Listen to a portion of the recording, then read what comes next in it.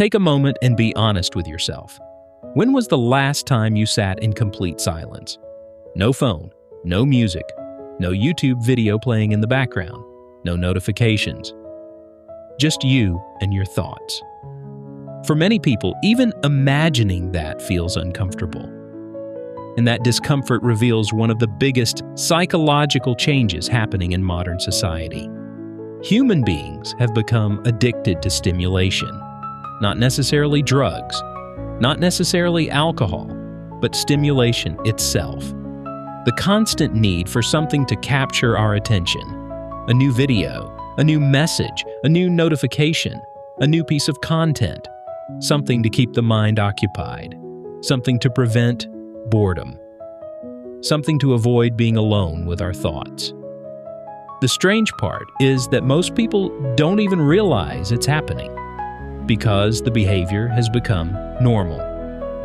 Checking your phone 30 times a day is normal. Watching videos while eating is normal. Scrolling before bed is normal. Scrolling after waking up is normal. But normal doesn't always mean healthy.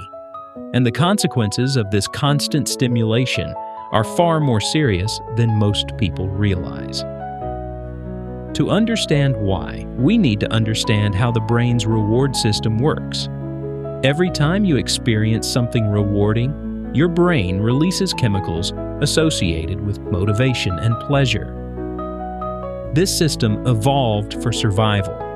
When our ancestors found food, formed social connections, or accomplished important goals, the brain rewarded those behaviors.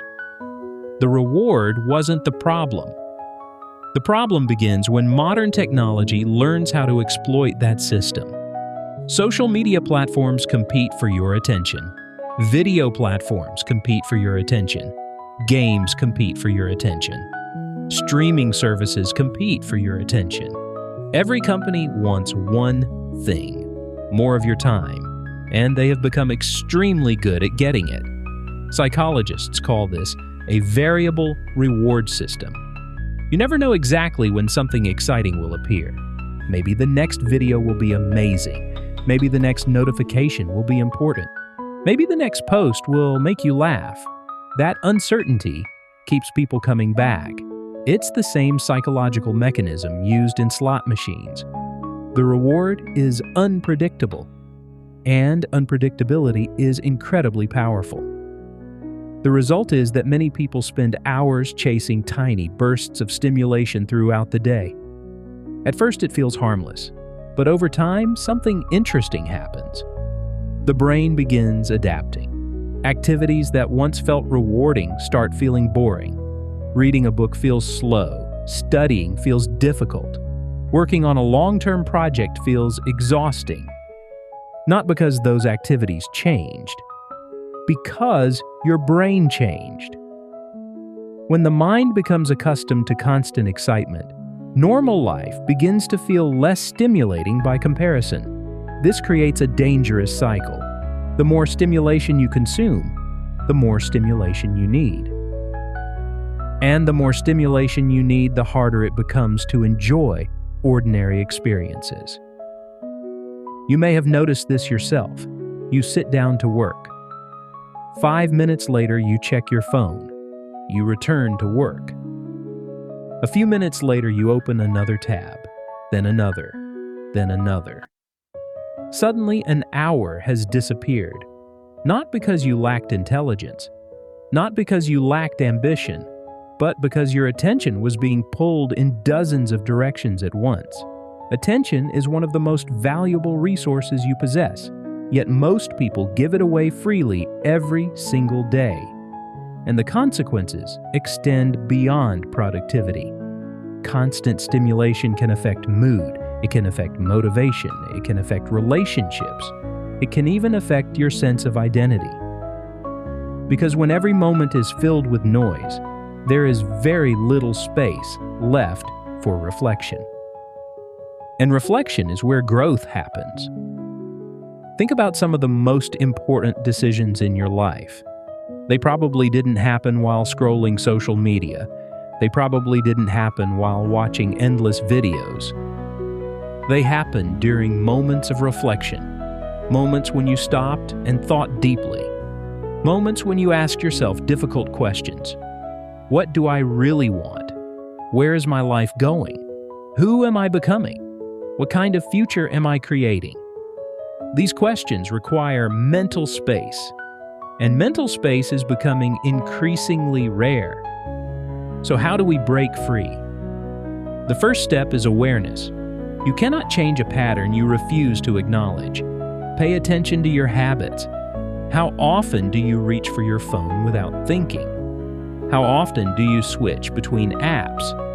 How often do you seek stimulation simply because you're bored? Observe the behavior without judging yourself. Awareness always comes before change. The second step is reducing unnecessary triggers. Environment shapes behavior far more than most people realize. If your phone is always within reach, you'll check it more often. If distractions are always available, you'll use them. Small changes matter. Place the phone farther away. Disable unnecessary notifications. Create periods of uninterrupted focus. Make the desired behavior easier. Make the unwanted behavior harder. The third step is learning to tolerate boredom. This sounds simple, but it may be one of the most important skills in modern life. Boredom isn't the enemy. Boredom is often the beginning of creativity. Many great ideas emerge during moments of stillness. When the brain is not constantly occupied, it begins making new connections. New insights appear. New solutions emerge. New perspectives develop. But if every moment is immediately filled with stimulation, those opportunities disappear. The fourth step is replacing passive consumption with active engagement. Instead of always consuming, create, write, draw, exercise, build something, learn something, have meaningful conversations. Creation produces a different kind of satisfaction, a deeper satisfaction, one that lasts longer than a few seconds of entertainment. The fifth step is developing a purpose larger than your distractions. People who are deeply committed to meaningful goals often find it easier to resist short-term temptations. Not because they have superhuman discipline, because their attention has somewhere more important to go. When you have a compelling mission, distractions lose some of their power. When you have nothing meaningful to pursue, distractions become incredibly attractive. Purpose creates direction. Direction creates focus. Focus creates progress. And progress creates fulfillment. Finally, remember that change is rarely perfect. You will have setbacks. You will have days when old habits return. That does not mean you failed. Progress is not a straight line. Human behavior rarely works that way. The people who succeed are not the people who never make mistakes. They are the people who keep moving forward after making them. Every day is another opportunity to make a slightly better choice. And those small choices compound over time. A few minutes of focused work become hours. Hours become weeks. Weeks become years. Eventually, the person you are becomes very different from the person you used to be. The truth is that the greatest battle of the modern world may not be a battle for money, or status, or power. It may be a battle for attention. Because whatever captures your attention eventually shapes your life. Your habits shape your days. Your days shape your future. And your future is being built right now, one decision at a time. So the next time you feel the urge to reach for your phone, pause for a moment. Ask yourself a simple question.